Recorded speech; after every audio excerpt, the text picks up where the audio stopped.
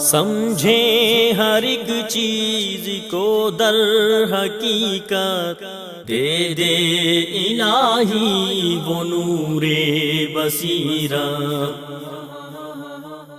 الحمدللہ رب العالمین والعاقبۃ للمتقین والصلاة والسلام علی سید الانبیاء والمرسلین، اما بعد فاعوذ باللہ من الشیطان الرجیم، بسم اللہ الرحمن الرحیم۔ لقد کان لکم فی رسول اللہ اسوۃ حسنہ۔ بچے مستقبل میں قوم کا معمار ہوتے ہیں۔ بچوں کی اگر صحیح تربیت کر دی جائے تو اس سے ایک مثالی معاشرہ وجود میں آتا ہے۔ ایک اچھا پودا ہی ایک اچھا تناور درخت بنتا ہے۔ سرتاج رسول علیہ السلام نے ہر لحاظ سے ہمارے بچوں کی اور ہماری رہنمائی کی ہے۔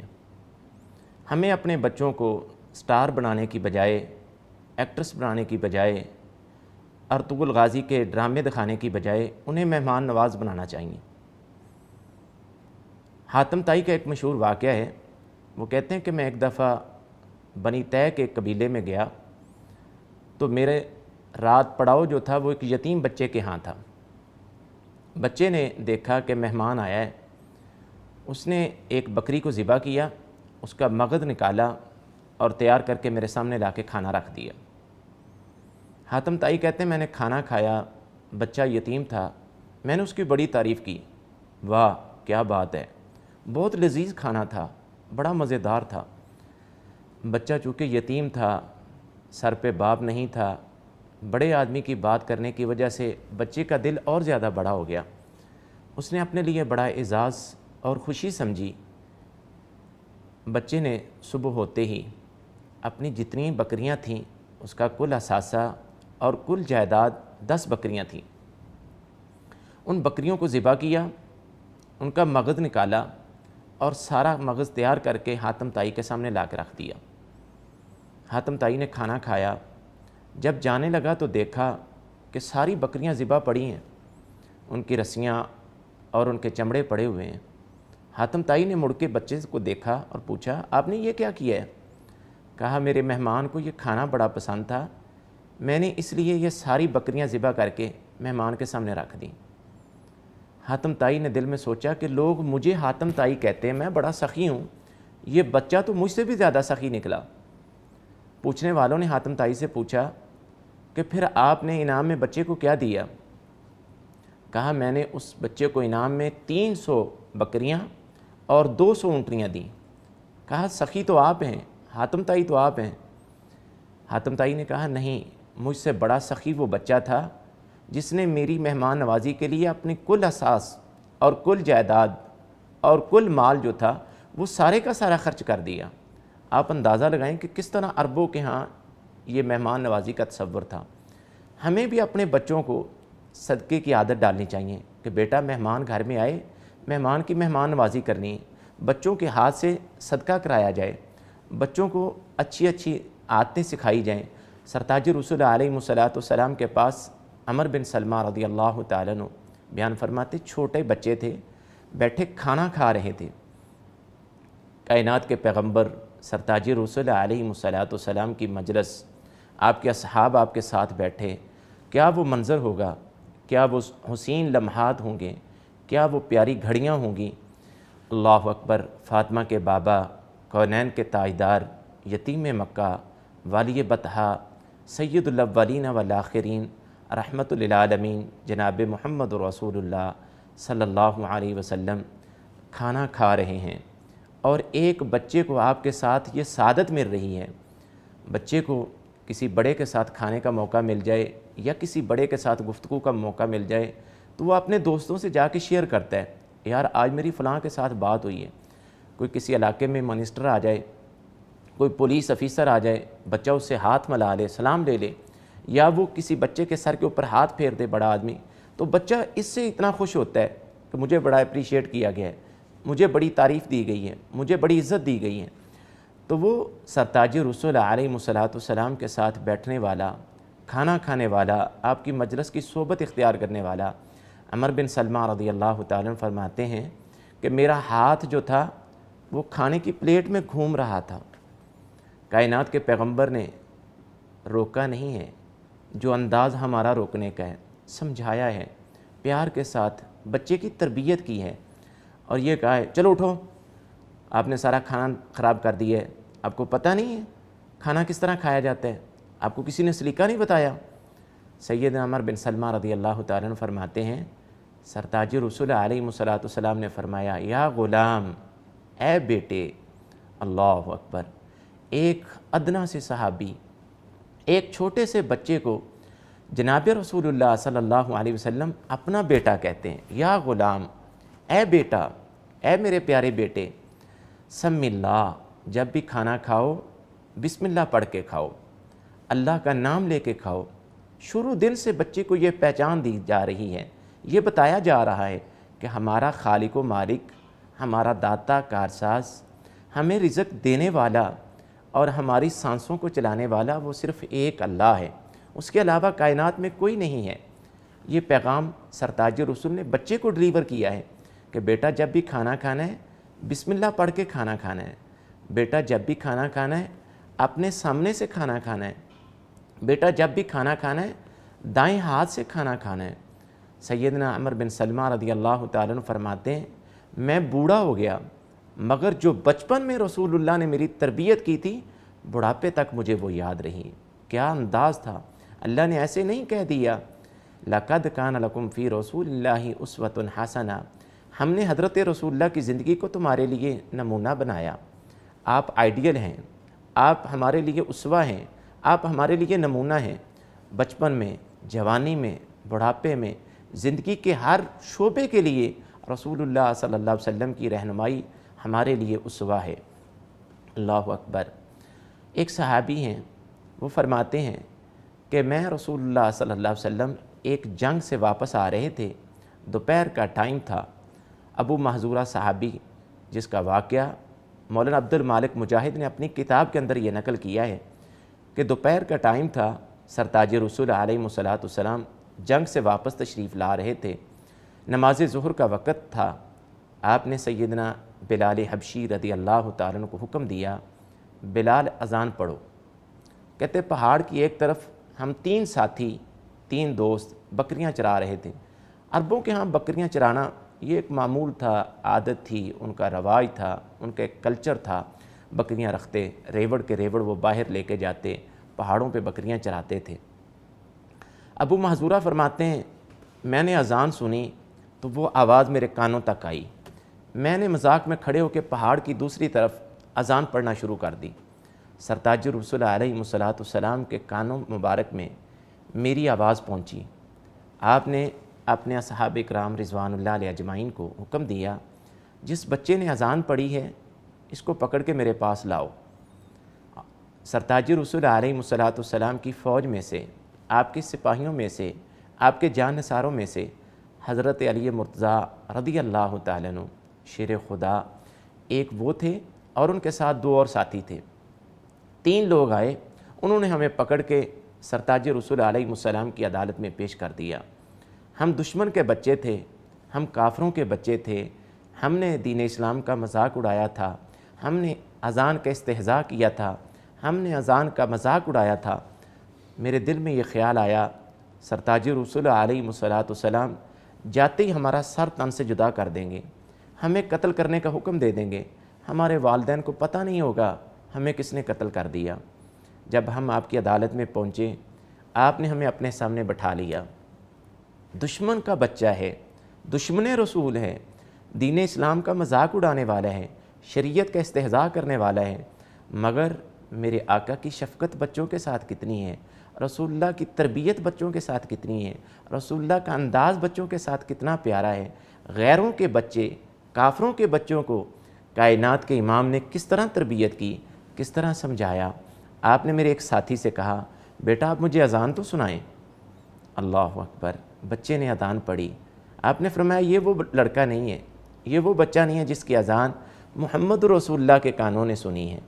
دوسرے میرے ساتھی سے کہا بیٹا آپ سنائیں۔ دوسرے میرے ساتھی نے اذان پڑھی۔ آپ نے فرمایا یہ بھی نہیں ہے۔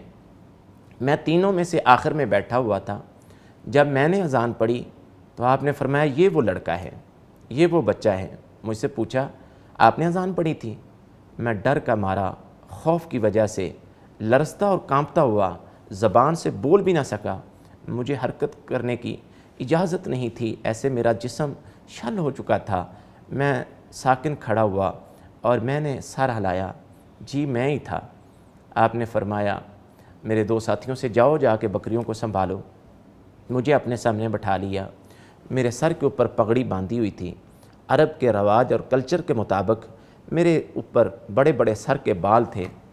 سرتاج رسول علیہ السلام نے اپنا بابرکت ہاتھ نکالا، میرے سر کے اوپر رکھا اور مجھے دعا دی، اللہم اہد الاسلام، یا اللہ اس بچے کو اسلام کی ہدایت دے دے، یا اللہ اس بچے کو اسلام کی ہدایت دے دے۔ 3 بار آپ نے یہ جملہ دہرایا۔ ابو محذورہ فرماتے ہیں جب سرتاج رسول علیہ السلام نے تیسری بار یہ الفاظ کہے تو میری زبان سے بے ساختہ نکل گیا، اشہد ان لا الہ الا اللہ و اشہد ان محمد رسول اللہ۔ یہ رسول اللہ کی دعا کا نتیجہ ہے، یہ رسول اللہ کی شفقت کا نتیجہ ہے، یہ رسول اللہ کے پیار کا نتیجہ ہے کہ ابو محذورہ کافروں کا بچہ وہ مسلمان ہو جاتا ہے۔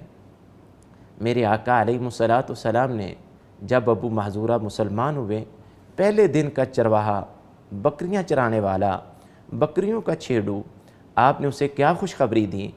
انت مؤذن فی اہل مکہ تھا، ابو محذورہ جاؤ آج کے بعد ہم نے تمہیں بیت اللہ کا مؤذن بنا دیا، جاؤ آج کے بعد تم بیت اللہ کے مؤذن بن گئے۔ ابو محذورہ کہتے ہیں میں سوچنے لگا کہاں بیت اللہ، یہ مدینہ میں رہتے ہیں، کسی جہاد کے قافلے سے اور جہادی کارواں سے اور کسی جنگ سے واپس آ رہے ہیں، گرمی کا موسم ہے، دوپہر کا ٹائم ہے اور غزوہ حنین سے آپ کی واپسی ہے، مجھے یہ خوشخبری دے رہے ہیں۔ میں مکہ واپس آ گیا۔ پھر اللہ کے رسول صلی اللہ علیہ وسلم نے فاتح مکہ کی حیثیت سے آپ مکہ میں داخل ہوئے، آپ نے مکہ کو فتح کیا۔ آپ نے ابو محذورہ کو بلایا اور ابو محذورہ سے فرمایا ابو محذورہ جاؤ بیت اللہ میں اذان پڑھو، ہم نے تمہیں بیت اللہ کا مؤذن بنا دیا ہے۔ سیدنا ابو محذورہ فرماتے ہیں رسول اللہ نے جو میری تربیت کی تھی، جو رسول اللہ نے مجھے دعا دی تھی، اس کا اثر میری ذات تک ہی نہیں، میرے خاندان تک بھی اس کا اثر پہنچا۔ 27 سال تک سیدنا ابو محذورہ بیت اللہ کے مؤذن رہے اور 200 سال تک ان کا خاندان بیت اللہ کا مؤذن رہا۔ رسول اللہ صلی اللہ علیہ وسلم کس طرح بچوں کی تربیت کرتے ہیں، کس طرح رسول اللہ صلی اللہ علیہ وسلم بچوں کو قریب کرتے ہیں۔ اللہ کے پیغمبر جناب رسول اللہ صلی اللہ علیہ وسلم کی خدمت کرنے والا ایک یہودی کا بچہ تھا، وہ چند دن آپ کے پاس نہیں آیا۔ آپ نے صحابہ سے پوچھا میرے صحابہ وہ جو بچہ آتا تھا وہ نظر نہیں آ رہا۔ آپ کو بتایا کہ اللہ کے رسول وہ بیمار ہے۔ میرے آقا دشمن رسول یہودی کے گھر کے چل کر، اللہ اکبر، بچہ بیماری کے عالم میں لیٹا ہوا، اس کا باپ کھڑا ہوا، کائنات کے پیغمبر اس کے سرانے جا کے کھڑے ہو گئے، اس کی چارپائی کے پاس جا کے کھڑے ہو گئے۔ اللہ اکبر، میرے آقا نے بچے کے اوپر نبوت کی نظر مبارک ڈالی، نبوت کا چہرہ بچے کی طرف متوجہ کیا، وہ چہرہ جو آسمان کی طرف اٹھتا تھا، اللہ اپنے پیغمبر کے اٹھتے ہوئے چہرے کو دیکھ کر قبلہ بدل دیتا تھا، وہ چہرہ جس کی قسمیں آسمان والے رب نے اپنے قرآن میں اٹھائیں، وَالضُّحَىٰ وَاللَّيْلِ اِذَا سَجَىٰ، میرے محبوب مجھے آپ کے چہرے کی قسم ہے۔ کائنات میں بڑے بڑے حسین چہرے والے آئے، بڑے بڑے خوبصورت لوگ آئے، بڑے بڑے حسن و جمال والے آئے۔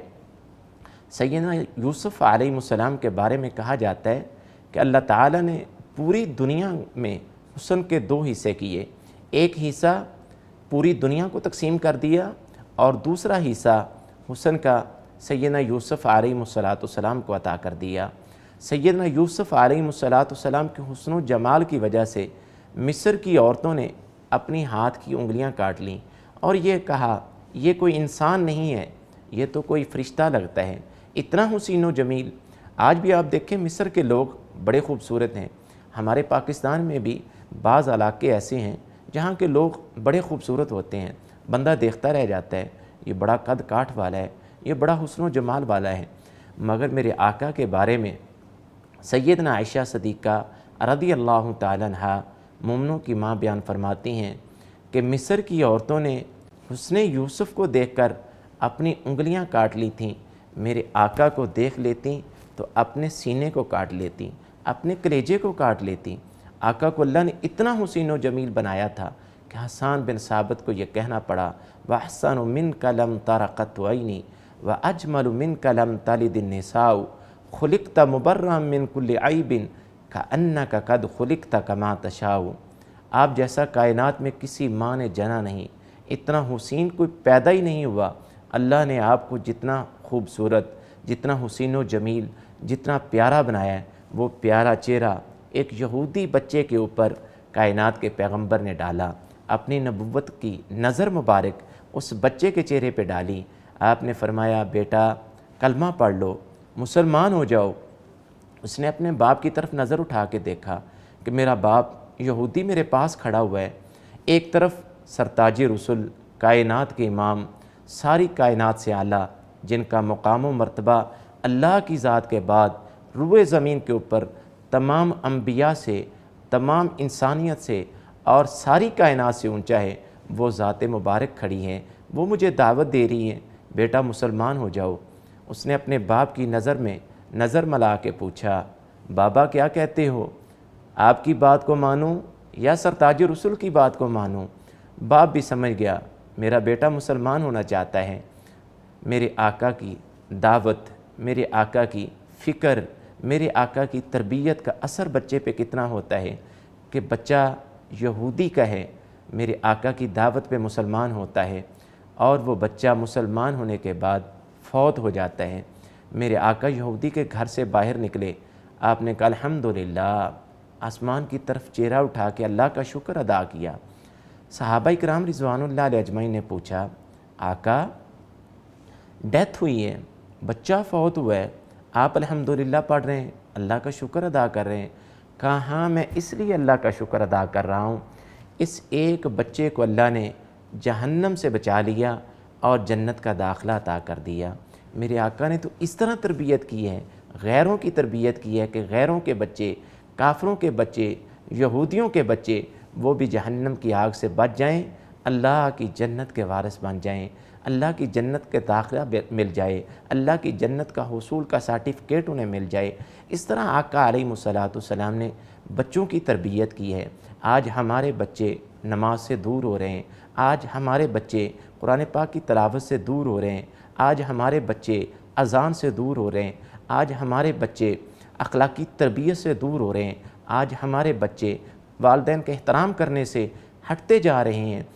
آج کی خبر ہے، اخبارات نے لکھا ہے، ارطغرل غازی کا دیکھنے کا نتیجہ یہ نکلا کہ سوات کے اندر دو حقیقی بھائیوں نے تلوار لہراتے ہوئے ارطغرل ڈرامے کی اسی عکاسی کو اپنے اوپر امپلیمنٹ کرتے ہوئے ایک دوسرے کو زخمی کر دیا۔ رحیم یار خان کا واقعہ ہے کہ بڑے بھائی نے چھرا جو تھا، چاقو جو تھا، وہ اپنے چھوٹے بھائی کی کمر میں گھونپ دیا۔ ارطغرل غازی کا یہ نتیجہ ہے، اور ادھر رسول اللہ کی تربیت کا یہ نتیجہ ہے کہ کوئی بچہ مسلمان ہو رہا ہے، کوئی بچہ مہمان نواز بن رہا ہے، کوئی بچہ قرآن پاک کی تلاوت سیکھ رہا ہے، سرتاج رسول اس کی رہنمائی کرتے ہیں۔ اللہ تعالیٰ سے دعا ہے اللہ تعالیٰ ہمارے بچوں کو بھی اس طرح کا بنا دے کہ وہ کل قیامت کے دن ہمارے جانے کے بعد دنیا سے ہمارے لیے نجات کا ذریعہ بنے۔ سرتاج رسول علیہ السلام نے فرمایا جب انسان فوت ہو جاتا ہے اس کے سارے عمل ختم ہو جاتے ہیں، مگر تین چیزیں اس کے پیچھے جاری رہتی ہیں۔ ان میں سے ایک نیک اولاد ہے جس کی آپ نے صحیح تربیت کی ہوگی۔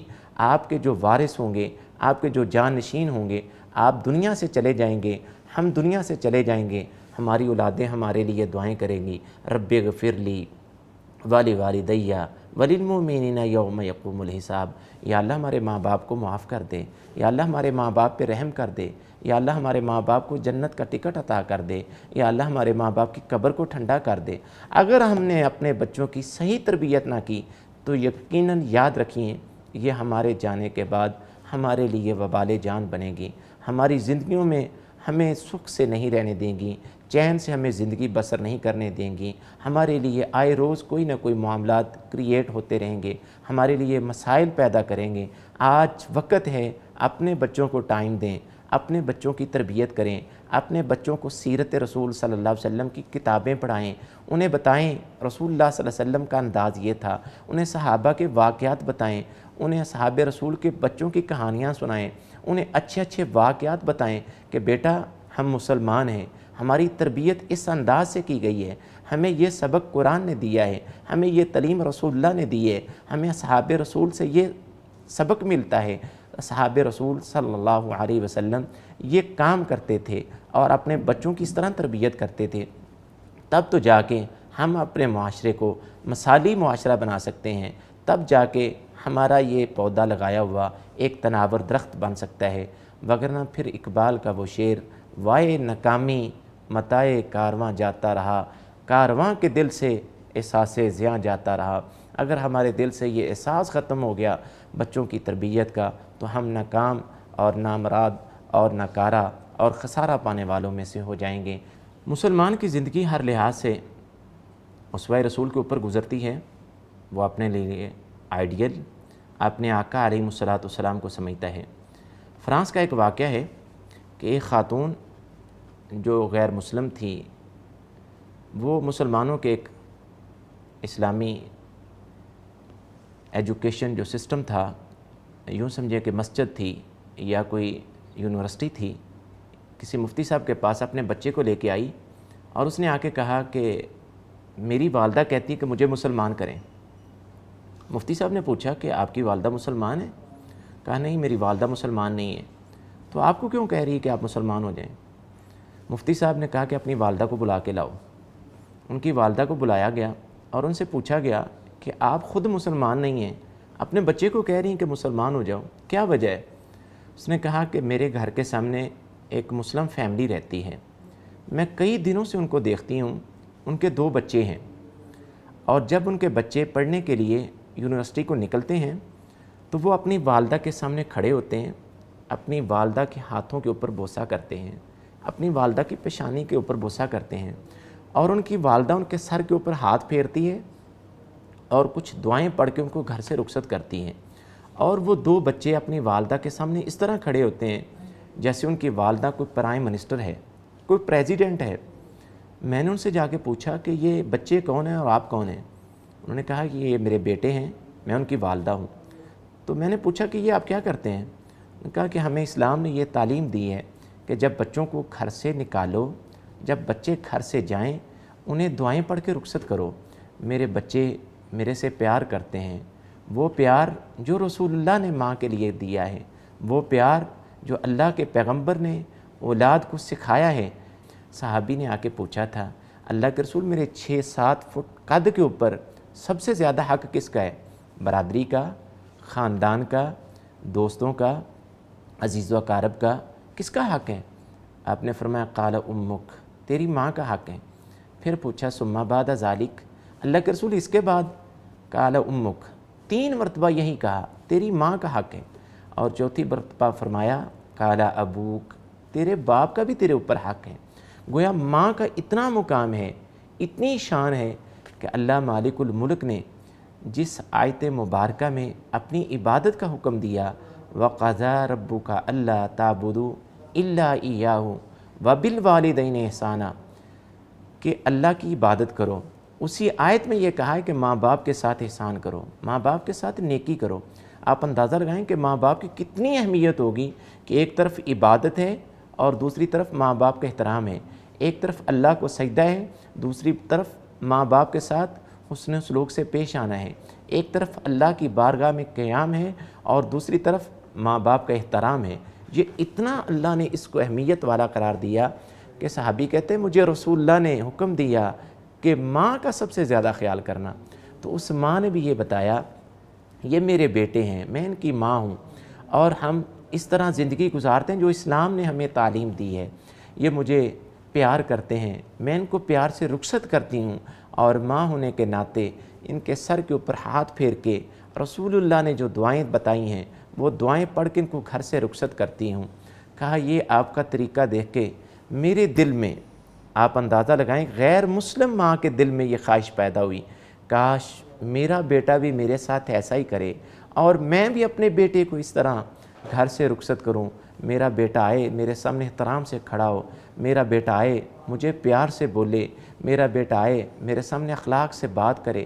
یہ ساری چیزیں ہمیں رسول اللہ کی زندگی سے ملتی ہیں، یہ ساری تعلیمات ہمیں قرآن سے ملتی ہیں، یہ ساری تعلیمات ہمیں حدیث رسول سے ملتی ہیں، یہ سارے واقعات ہمیں صحابہ اکرام رضوان اللہ علیہ اجمعین کی زندگیوں سے ملتے ہیں۔ تب جا کے ہم اپنی اولادوں کی صحیح تربیت کر سکتے ہیں، ان کو صحیح منہج پہ کھڑا کر سکتے ہیں، ان کو معاشرے کا اچھا انسان بنا سکتے ہیں۔ اگر ہم اپنے بچوں کی صحیح تربیت نہیں کریں گے تو پھر وہ معاشرے کے لیے زہر قاتل بنیں گے، وہ ہمارے بچے چور اور ڈاکو بنیں گے، وہ رہزن اور شرابی بنیں گے، وہ دنیا کے لیے جہاں فساد کا، برائی کا اور دنیا کے لیے ظلم و تشدد کا نشانہ بنیں گے، وہاں ماں باپ کے لیے بھی اذیت کا سبب بنیں گے۔ ہمیں اپنے بچوں کو اچھی اخلاقی تربیت دینی چاہیے، ان کی اچھی پرورش کرنی چاہیے۔ صرف پرورش یہی نہیں ہے کہ ان کو اچھا کھانا دے دیا جائے، ان کو اچھا لباس دے دیا جائے، ان کو اچھی گاڑی دے دی جائے، ان کو اچھا موبائل لے کے دے دیا جائے، ان کو اچھے اچھے نیٹ پیکج لگا کے دے دیے جائیں۔ بچوں کی تربیت یہ ہے، بچوں کو پیدا ہونے سے لے کر آخری دم تک ماں باپ انہیں سکھائیں، بیٹا ہم مسلمان ہیں، 5 وقت کی نماز ہم پر فرض ہے۔ رسول اللہ صلی اللہ علیہ وسلم نے حکم دیا ہے جب تمہارے بچے 7 برس کے ہو جائیں انہیں نماز کی طرف لے کے جاؤ، یہ ایک باپ کی ذمہ داری ہے۔ اسلام کسی بند گلی میں ہمیں نہیں دھکیلتا، اسلام ریہرسل سکھاتا ہے، اسلام ٹریننگ سکھاتا ہے، اسلام تربیت کرتا ہے۔ 3 سال تک والد کو یہ کہا گیا، باپ کو یہ کہا گیا، بابا کو یہ کہا گیا کہ آپ باپ ہیں، آپ خامند ہیں، آپ بیوی کے شوہر ہیں، آپ کا بیٹا ہے۔ 7 سال کا جب ہو گیا، 3 سال تک آپ اپنے بچے کو مسجد کی طرف راغب کریں، مسجد کی طرف لے کے جائیں۔ اور سرتاج رسول علیہ السلام نے یہ بھی فرمایا، من لم یرحم صغیرنا ولم یوقر کبیرنا فلیس منا، جو ہمارے بڑوں کا احترام نہیں کرتا، ہمارے چھوٹوں پہ شفقت نہیں کرتا، وہ ہم میں سے نہیں ہے۔ مگر نماز کی باری آئی، 3 سال گزرنے کے بعد بچہ جب 10 سال کی عمر کو پہنچا تو سرتاج رسول علیہ السلام نے فرمایا، جب تمہارے بچے 10 برس کے ہو جائیں، نماز کی طرف نہیں جاتے، نماز نہیں پڑھتے، انہیں مار کے نماز پڑھاؤ۔ حالانکہ آپ نے تو آج تک کسی بچے کو مارا نہیں ہے، آپ تو غیروں کے بچوں سے پیار کرتے ہیں، آپ تو غیروں کے بچوں سے محبت کرتے ہیں، مگر اللہ کے حکم کے معاملے میں، نماز کے معاملے میں، عبادت کے معاملے میں اور اللہ کی اطاعت اور فرما برداری کے معاملے میں سرتاج رسول علیہ السلام نے اتنی سختی کی ہے، کہا بچہ نماز نہیں پڑھتا تو باپ کی ذمہ داری انہیں مار کے نماز پڑھائے، نماز کے لیے اٹھا کے لے کے جائے۔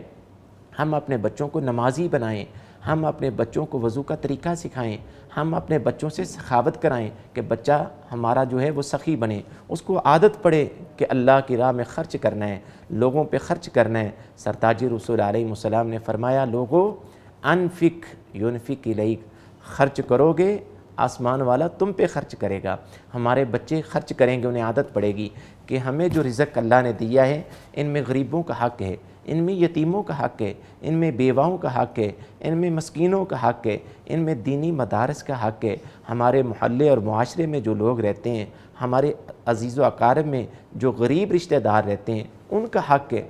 بچہ دے گا، اس کو عادت پڑے گی، اور جیسے جیسے وہ بڑا ہوتا جائے گا ویسے ویسے وہ عادت پختہ ہوتی جائے گی اور یہ اس کا رجحان بڑھتا جائے گا، سخاوت کی عادت بڑھے گی، اللہ کے راستے میں خرچ کرنے کی عادت بڑھے گی، اور اس کا دل بڑا ہوگا کہ اللہ کے نام پہ دینے سے، خرچ کرنے سے مال میں کمی نہیں آتی، رزق بڑھتا ہے، رزق میں فراوانی ہوتی ہے، اللہ کی رحمت کا نزول ہوتا ہے۔ اللہ رب العالمین ہمارے بچوں کو ایسا بنا دے کہ کل قیامت کے دن ہم اپنے بچوں کی وجہ سے رسوان ہو جائیں، ہم اپنے بچوں کی وجہ سے اللہ کی بارگاہ میں سر اٹھا کے اونچا ہوں۔ وہ بچہ ہی ہوگا جس کے باپ کو اللہ تعالیٰ قیامت کے دن ایک تاج پہنائیں گے اور اس کی روشنی سورج چاند سے زیادہ ہوگی۔ لوگ پوچھیں گے یہ کون ہے؟ کہا یہ ایک قاری قرآن کا باپ ہے، یہ ایک عالم دین کا باپ ہے، اور یہ حافظ قرآن کا باپ ہے۔ اس قاری کی وجہ سے، اس اچھے بچے کی وجہ سے، اس حافظ قرآن بچے کی تربیت کی وجہ سے باپ کو یہ منصب، یہ مقام اور یہ عزت اور یہ رفعت اس وجہ سے ملی کہ اچھی تربیت کا اثر قیامت والے دن بھی اللہ کی بارگاہ میں اسے ملے گا اور لوگ اس پہ رشک کریں گے۔ اللہ تعالی ہمارے بچوں کو بھی ایسا ہی بنا دے۔ وآخر دعوانا الحمد للہ رب العالمین۔